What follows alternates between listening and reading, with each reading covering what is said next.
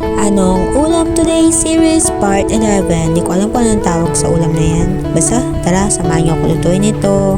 Transition yarn. I-ready ang mga sangkap at lutuan. Sa lutuan, maglagay ng konting mantika at magisa ng bawang at sibuyas. Kapag nag-aroma na, ilagay ang giniling. Yung nasa dilata pala yung ginamit ko dito. Hintayin mag-brown. Kapag na-golden brown na, naglagay na ako dito ng babae. Ay, hindi pala. Jowa mo, hindi, toyo pala, 2 sandok.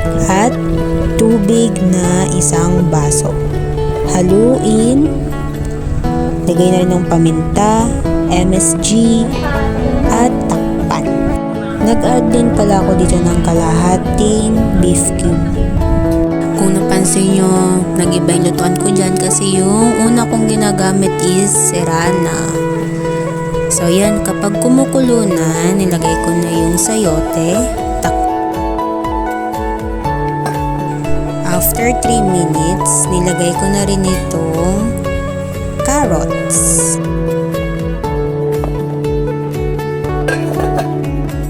After 2 minutes na pagpapakulo, nilagay ko na rin itong mga iba pang gulay tulad ng Baguio beans, repolyo, itong noodles,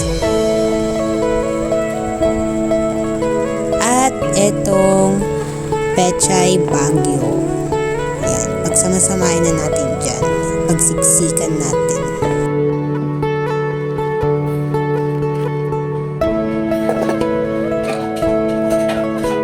Ayan, kapag kumukulo na, nilagay ko na rin itong bell pepper.